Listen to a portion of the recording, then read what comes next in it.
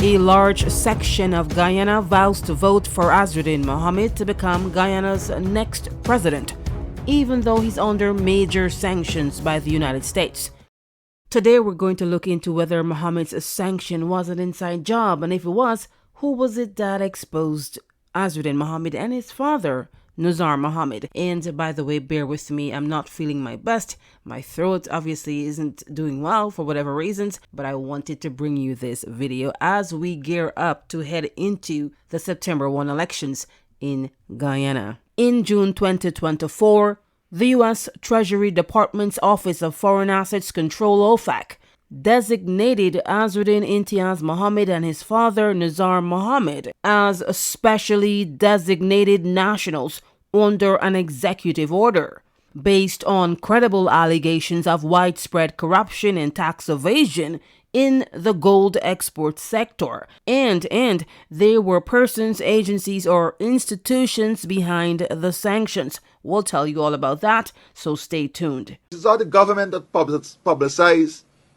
Azruddin Mohamed linked to gold smuggling, drug trafficking, links to Venezuela, and other illegalities. These accusations of publication was not the government of Guyana. It is Reuters. So right away you see the Guyana government immediately distancing itself, making it clear it had nothing to do with these sanctions. It is not the People's Progressive Party that sanctioned Mohammed. It is the American government. Technically, they're correct. The government of Guyana did not sanction Azruddin Mohamed or his father, Nuzar Mohamed, or May Thomas, who worked with the Guyana government at the time. It was the United States government. But who is to say what was going on behind closed doors? Did someone want to destroy the Mohameds? And if so, why? You're watching the Final Takeaway Podcast edition, where we take a more laid-back approach to discussing issues important to you. Go grab your headphones and listen on the go. In one of our recent reports on the U.S. sanctions that were placed on Guyanese billionaire businessman Azruddin Mohamed, we told you that top officials of the Guyana government blamed the international news agency's Reuters for the sanctions and blacklisting of Mohamed and his father. But one key question remains unanswered.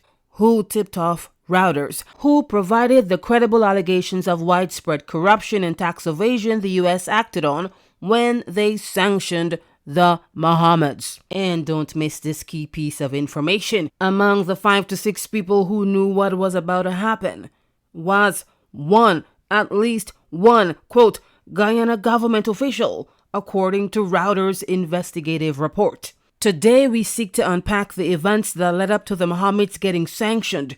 We'll do so mainly by revisiting the 2023 article published by the news agency Reuters. And around that, we'll take a glance at why the sanction can pose a serious threat should Mohamed end up in government. Right off the bat, let's bring in the U.S. Ambassador to Guyana, Nicole Theriot. About a week ago, Ambassador Theriot told the press in summary that the United States is seriously concerned about the implications in dealing with a sanctioned government official.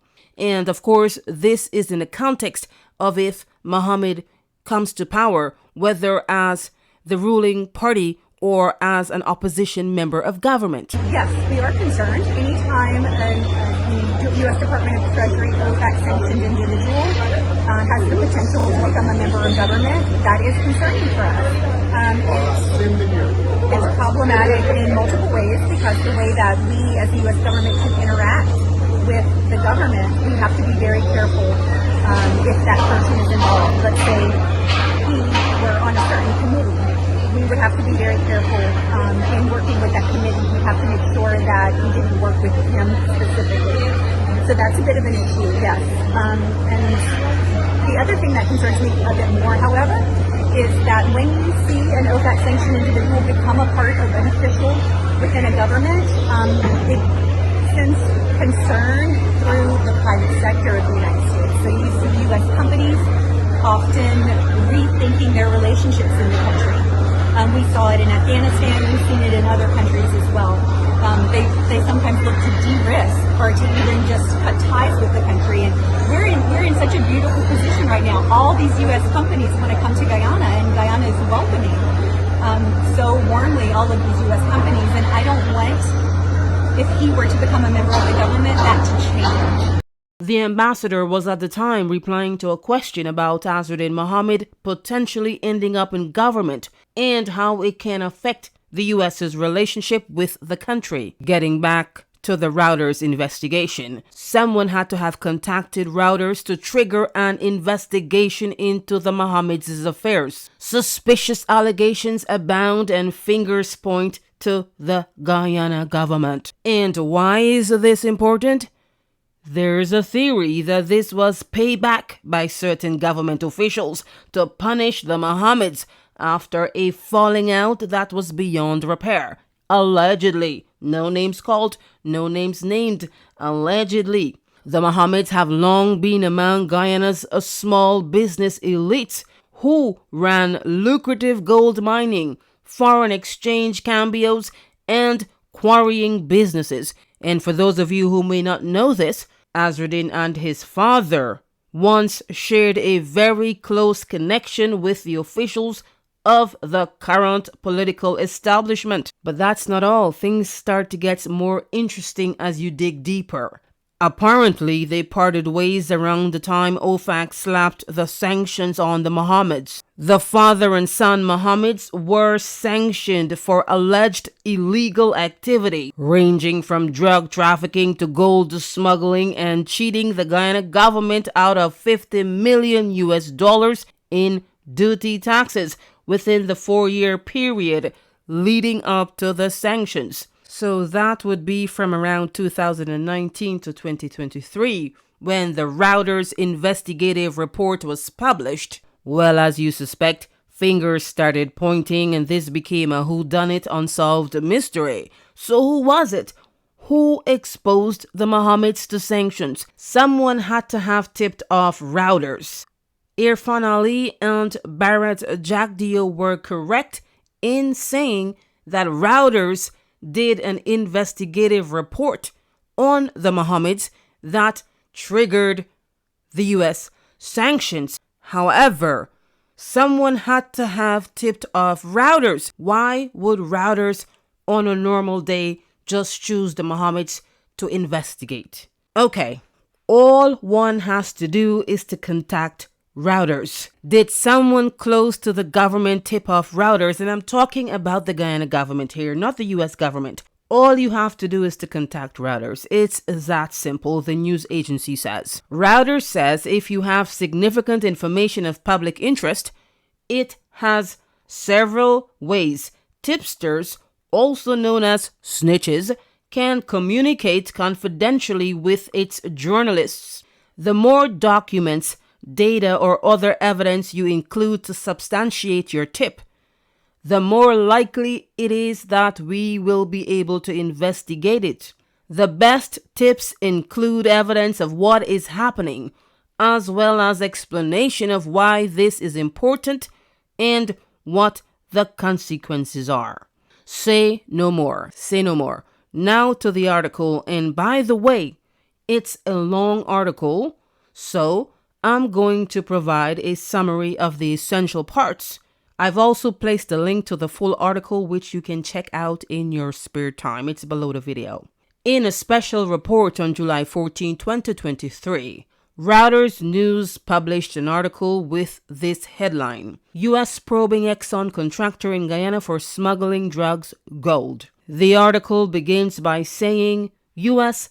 government officials repeatedly warn ExxonMobil to avoid doing business with two mining magnates in Guyana who face a U.S. investigation on suspicions of money laundering, drug trafficking, and gold smuggling. So right away, this kind of contradicts what Ali and Jagdeo says, that Reuters was the one that initiated the investigation. But based on what we're reading here from Reuters seem to have already had information from U.S. government officials. And don't miss this part. This is, quote, according to 5 people with knowledge of the matter and 2 intelligence reports seen by Reuters, the news agency says. In another part of the article captioned Possible Sanctions, Reuters says U.S. officials have been in deliberation about whether to impose sanctions on Nazar and Azruddin Mohamed, according to 6 people familiar with the matter, including an Exxon official, and don't miss this part, and a Guyana Government official. So according to the investigators, at least one Guyana Government official knew something about this before the sanctions were imposed. In what capacity and to what extent, we don't know. Reuters did not say, obviously, if these individuals were the tipsters or were just participating in the investigation from a different standpoint. Reuters also disclosed that the sanctions, which would be administered by the U.S. Treasury Department Office of Foreign Assets Control, OFAC, would make it illegal for American companies to do business with the Mohameds. In another section, it says, the Mohameds have close ties with Guyana's president and some cabinet members, according to one of the U.S. intelligence reports and 3 sources with knowledge of their relationships. The government controls access to vast and newly discovered oil reserves of the South American nation's coast. So let's talk about the oil. The Mohameds, owners of Mohamed's enterprise, had mostly focused on gold mining and foreign currency exchange before expanding into the oil business in recent years and securing the lucrative deal with Exxon. The lucrative deal that Reuters is referring to is a $300 million contract with ExxonMobil that Mohamed and his father were able to secure. And on that note, you may know that it has been alleged that because of their close relationship with the current political establishment, the Mohameds were able to secure this lucrative contract. The article continues, saying, now U.S. officials are considering imposing sanctions on the Mohameds, according to 4 of the sources and 2 additional people familiar with the matter. Again, we're still on the 2023 article published by the Reuters News Agency. It says that could require Exxon to sever its business relationship with any sanctioned individuals or companies. As you may know, Exxon is a U.S. company. Therefore, under the sanction, as laid out in the sanction documents, U.S. companies, it would be illegal for U.S. companies to do business with the Mohameds because they are sanctioned. At the time, Exxon did not answer detailed questions from Reuters for this story, but said in a statement, quote, we comply with all applicable laws where we operate and conduct our business. Ultimately, we understand that the Mohameds surrendered the contract. We're not sure if it was under pressure or they voluntarily decided to walk away from this lucrative oil deal. The Mohameds deny any wrongdoing. They are being investigated by the Drug Enforcement Administration, the DEA, the Federal Bureau of Investigation, the FBI, the Department of Homeland Security, and other U.S. agencies on suspicions of smuggling Colombian cocaine and illegally mined Venezuelan gold to the United States, Europe, and the Middle East. Again, in bold letters, according to the 5 sources with knowledge of the probe. So the burning question again is, who are the 5 sources, whether they're people or institutions? The 2023 article, which is also at the center of what we're talking about today. The Mohameds are also suspected of laundering money for drug traffickers and criminals, including sanctioned Russian nationals operating in the region, according to one of the intelligence reports. The father, 70-year-old Nuzar Mohamed, has long been close to the family of Guyana's President Irfan Ali, who came to power in 2020, according to 3 people familiar with their relationship. One of the intelligence reports reviewed by Reuters said the Mohameds donated heavily to Ali's 2020 presidential campaign and provided logistical support. The Mohameds have since regularly attended government-sponsored events, including an overseas trade mission, the report said. A spokesperson for President Ali did not address questions about his relationship with the Mohameds, but said in a statement that the president is not aware of any U.S. criminal investigations into Mohamed's activities. Reuters told Exxon in a request for comment in July 2022 that Nuzar Mohamed faced a criminal investigation by U.S. authorities. The news organization interviewed the elder Mohamed twice last spring and summer, once at his company's Georgetown headquarters, where armed men guarded the front door and framed photographs of Guyanese President Irfan Ali and government ministers hung in the entrance hall. Okay, which is significant to Reuters discovering that there was a close relationship or connection of some sort between the Mohameds and members of the current political establishment. Mohamed said at the time that he had heard he was under a U.S. investigation for quite some time. He also told Reuters that he believed he has been unfairly targeted. Nuzar Mohamed told Reuters, speaking on behalf of himself and his son and their businesses, that they had committed no crimes and were not aware of any U.S. investigation into their activities or any discussion of U.S. sanctions against them. Mohamed went on to tell Reuters that the accusations were false and defamatory. So let's pause here for a moment. The Mohameds strongly believe that one or more persons within the political institution had something to do with the Reuters investigation, which of course talked about the possibility of sanctions, and those sanctions were in fact imposed the following year in June 2024. Reuters reported that Azruddin addressed allegations of criminal activity in a social media post which appeared on his social media platform in February of 2023. According to the agency, Azruddin blasted, quote, 2 wicked people he did not name but accused of, quote, spreading misinformation and blatant lies to a foreign law enforcement unit about myself, my family, and my company. So here is the billion-dollar question, pun intended. Who do you think are the 2 people Azruddin was referring to? Give me your best guess in the comment section. Now look, if the Mohameds were engaging in dubious activities, it's fair game. If you break the law, you must be held accountable, regardless of who you are, billionaire or not, point blank, period. But guess what? Even though Azruddin is getting chastised as a sanctioned businessman who's unfit to run for the presidency in Guyana, all the allegations of illegal and criminal activities remain just what they are, allegations. Remember that every time you think about this situation.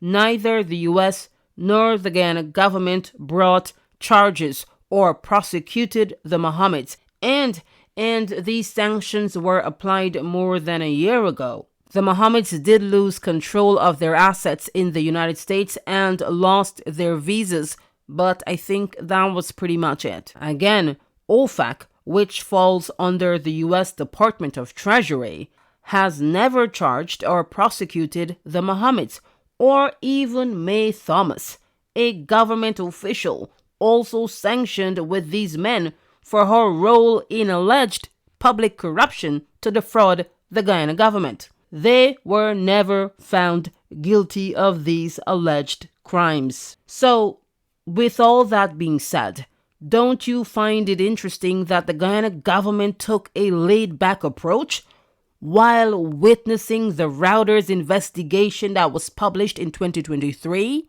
followed by U.S. OFAC sanctions? Why do you think this was the case? Why didn't the Guyana government take a prominent role in this matter? Yeah, after all, the Mohameds are Guyanese nationals. Ask yourself why. Why didn't the US or the Guyana government drag the Mohameds to court? Was this simply meant only to expose and embarrass them, to cause public anger and distrust in the Mohameds, which has now seeped over into Azruddin's campaign for presidency? Everywhere Mohamed goes, the sanctions come up, and for good reasons. Did you see our video where the Trinidadian reporter Ian Allen targeted Azruddin with a series of sanction-related questions? Feel free to check it out on our playlist. And hold on, don't get me wrong. Sanctions have wide implications for officials running for office, especially for those who can potentially become president, which is the case for Azruddin Mohamed. We'll unpack the implications in another video as we continue to cover Guyana's 2025 election and what's at stake. There's so much going on in Guyana right now as we head into the 2025 elections, but I think I'm going to stop here for now. If you have a story you'd like to share with us about the election or some other type of story, do email us at thefinaltakeaway@gmail.com. That's all we have for you in today's podcast edition of The Final Takeaway. Thank you for putting up with my voice. I hope my voice is better by, let's say, the weekend. I don't know. But we will continue to bring you more on The Final Takeaway. Thanks for watching. Stay tuned for the next video.